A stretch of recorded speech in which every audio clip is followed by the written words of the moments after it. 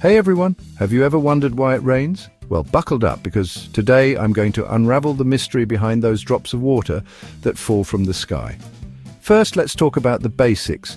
Rain is a part of the water cycle, which is a continuous process that circulates water throughout the Earth and its atmosphere. It's like nature's way of recycling water. The water cycle has four main stages: evaporation, condensation, precipitation, and collection. Evaporation is where it all begins. Water from oceans, lakes and rivers heats up from the sun and turns into water vapor, rising up into the atmosphere.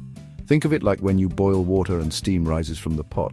That's evaporation in action. Next comes condensation. As the water vapor rises higher, the air gets cooler. The cooler temperatures cause the water vapor to condense into tiny droplets, forming clouds. It's kind of like when you see your breath on a cold day. That's condensation.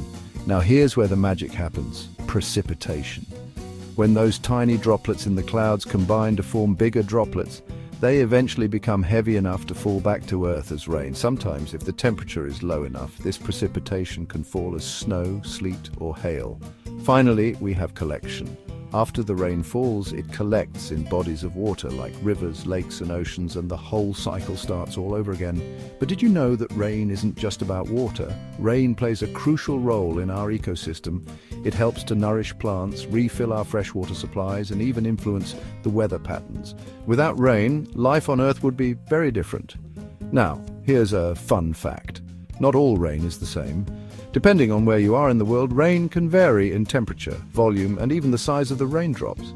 In tropical regions, you might experience heavy, warm rain, while in other areas you might get light, cool drizzle. So, the next time you see rain, remember there's a fascinating science behind those droplets.